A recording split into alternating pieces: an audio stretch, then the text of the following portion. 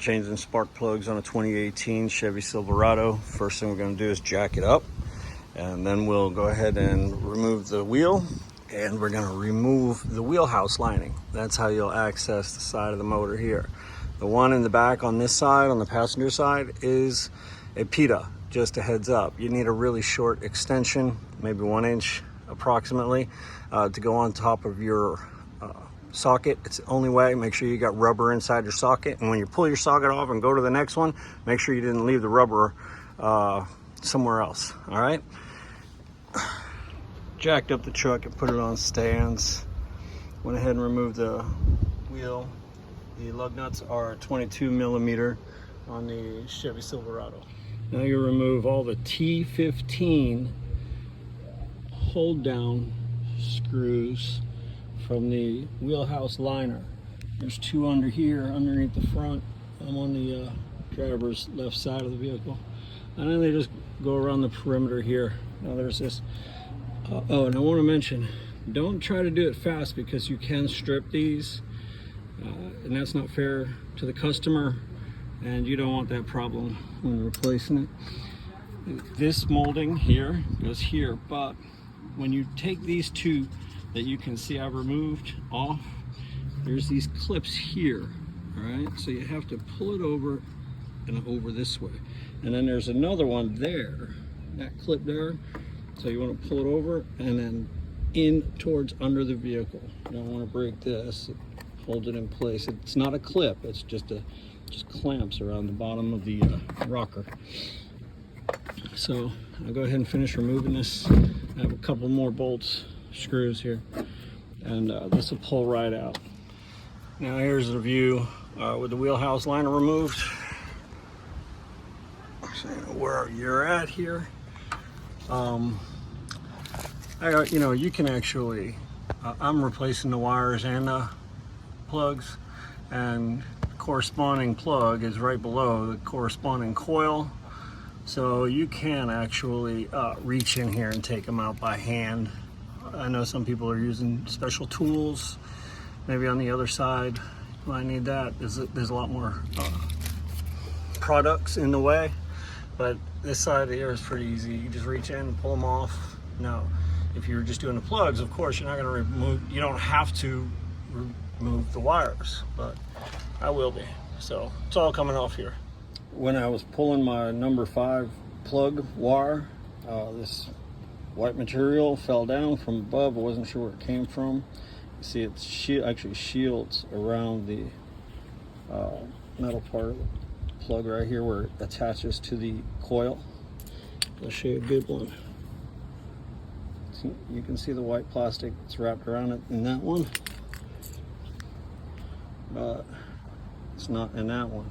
And I tell you this because I notice a lot of people, they just replace the plugs and they don't replace the wires. They say, oh, the truck's only got 100,000 on it, it's okay. These don't go by miles, these go by years. I mean, it's rubber, it gets hot, and on the plastic, this is plastic inside. I mean, look at that, look how brittle it is. That can cause a short. Could. So yeah, I always recommend you replace your little plug wires at the same time. And if you order your parts for GM through GM Parts Store, you can actually frequently get a discount.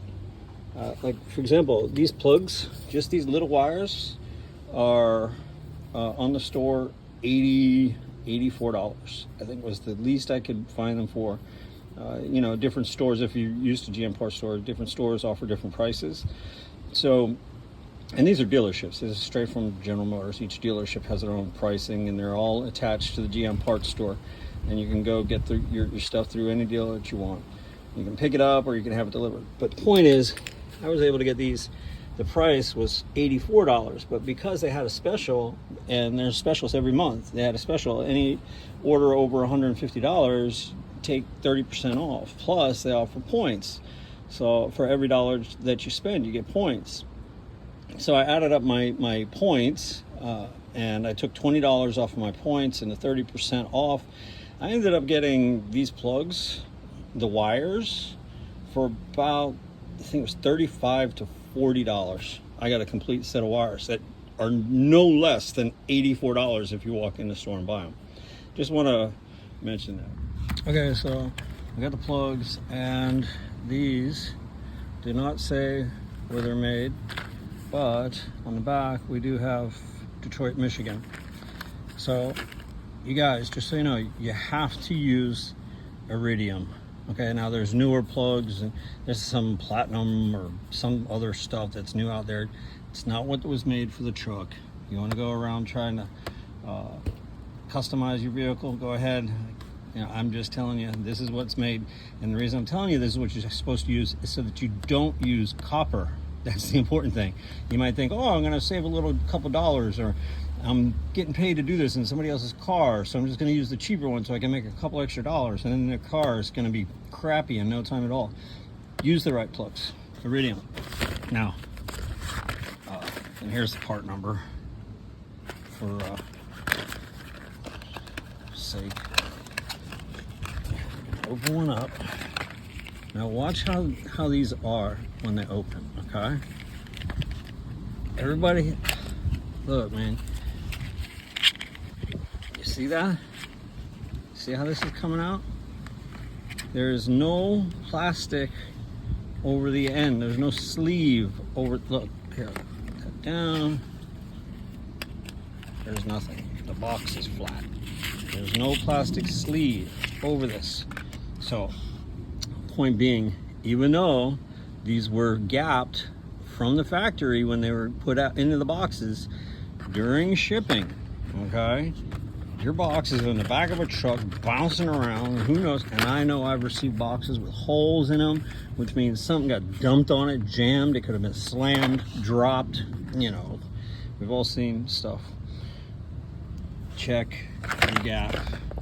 Real simple. Just check your gap. All right? Check your gap. 40. I'm pretty sure these ones are 40. I'll look it up real quick. But look at this old grandpa's gapping tool. Still using it. Still good. All right, but check your gap. Check your gap. They're not sleeved. Okay, one other point. So I got the wires up. I'm about to start pulling the plugs and putting the new ones in. One thing that you want to do while you have this wheelhouse liner off, because this isn't something you do every day, but when you have the opportunity and you're in here, check things. Look and make sure the wires are not showing copper at the connectors, like here. Look down at the block. See if you see any signs of leaking from maybe your valve cover or head gaskets. Check around. Check your connections of your wires. Look at your loom. See if you see any rubbing spots, any kind of rub through. You're not going to have this out. Like here, I can see, and it's not gone through yet, but signs that this is rubbing the wheelhouse liner. So check around in here while you're in here. Okay, when I start to break the spark plugs out of the head, what I use is a breaker bar, just for the first, crack them off the block, and then I'll remove the breaker bar and I'll put on my air ratchet and I'll just whip them out the rest of the way, real quick and easy. For the number 5 cylinder, this is kind of in the way, but all you got to do is right behind your socket, put a swivel. That's all, and you can use your long extension with your breaker bar, or however you do it. So this is the condition of cylinders 1, 3, 5, and 7. Really good. Not bad, 100,000 miles. They are a little worn, and this is in the order that they go, 1, 3, 5, 7. They are a little worn on the electrode. I think it's up to a 0.45, 0.47. When I put the gapper, I did put the gapper in, and it does move freely. So they did open up, they did wear down, but not bad. And colors, they're not wet. Pretty good. I do recommend, and I will be putting a drop of anti-seize on the threads. Not too much, just a drop, just to help in the future. just in case. For installing new plugs, I usually just use the thumb knurl, but like for example, and I never use the air ratchet installing, but the on the number one, it was being a little difficult. It wasn't cross-threading or anything like that. It just wasn't going real simple where I could just spin it with the finger and a thumb. So I'm using a ratchet. So you can, you know, get them in with your ratchet, and then you'll torque them down. I think the torque is 10 to 13 foot-pounds. Again, I'll double check, but that should be a good gauge. This is cylinder 5, the one behind the steering column. See how I got the swivel, and just using my hand, just using a thumb knurl. I get it in there snug. I'll use my torque tool to make sure I got it torqued right. These don't, you know, a lot of the bolts, just so you guys know if you're new, a lot of the bolts on the engine do not need to be super tight. Just you know, a little bit more than tight, that's all. Some do require some heavy duty torque, especially in steering and suspension. Double checked, and the spark plug torque for this motor, specifically on this vehicle, is 15 foot-pounds. Okay, so after you tighten your hand, you tighten your plugs. Go ahead and throw on your torque wrench and get them down to, tighten them down to 15 foot-pounds. Now when you're replacing your plug wires, all right, so the ones from General Motors, genuine GM parts, the wire set that goes to the Silverado, if you can see inside there, actually already has a coating of their grease, factory spec. Not at this end, which goes to the coil. But when you're sliding these in, you know, go easy with this, because you don't want to break that internal plastic piece that surrounds this electrode. Here, these, when you get this one on, it'll make a click sound. So if you're pushing it in and it's not making a click or anything, pull it back out, try again, and it'll like pop on and make a small click sound. The coil end doesn't really make much of a sound. There you go, new plugs and wires. Didn't take me very long.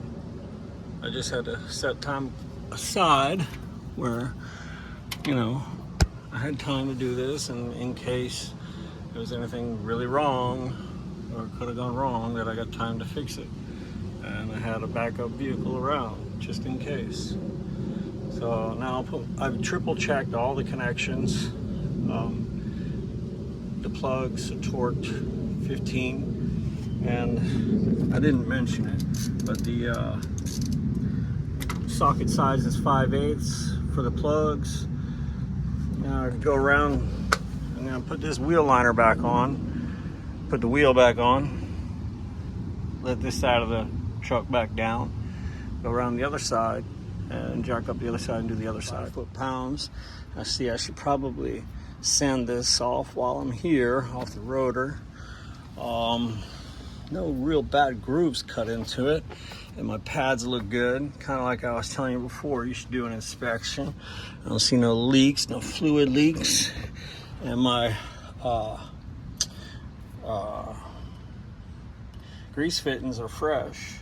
They've been greased recently. All right, again, just do a quick inspection, check everything looks good, tight, and look for any kind of, you know, oil leaks, water leaks, anything of that nature. Everything looks good and clear here. Everything looks good. Okay, so like I was saying, you know, you don't really have to pull off the coil cover to pull. If you're pulling the wires, you can just pull the wires. And I was surprised I could actually reach right in here really good to pull these. I don't know why people are buying special tools to pull them. This is the only one I could see. Ooh, and it's hot back here because if I didn't mention it earlier, I basically let the, you know, I have the, what do you call it, remote start. I let a remote start and run for a few minutes before I actually start doing this so that everything's nice and toasty. And I did it between sides, between the other side and this side. But again, even this one, I'm pretty sure, worst case scenario, I got a pair of needle nose. I'll just put right there and pop that out. And the only reason being, I'm replacing the wires. I'm not too concerned about it. So I pull the plugs, and these are the plugs from right to left, 2, 4, 6, 8 cylinders. They all came out pretty simple. And contrary to what everybody else has been saying on the internet, I was actually able to use a long extension and ratchet, socket with a swivel, with a universal, to get this last one out, number 8. It wasn't difficult at all. I had to get my swivel on it, and then I could use, and I actually used the ratchet, the air ratchet, and it just came right out. Wasn't a problem. I can imagine some other people, if you had bad motor mounts and the motor was down a little bit, you'd even have more access. Or if, I can't understand why some people are having trouble getting to this, and they're using little ratchets and with a finger knurl and doing it, like maybe they just don't have the tools. But mine all came out. This side actually ended up coming out a lot quicker than the driver's side. Let me get my new plugs in, throw in the wires, and I'll be done. This is actually a very quick project. For reference, this is how much anti-seize I put on the threads. It's just a drop spread around inside the threads.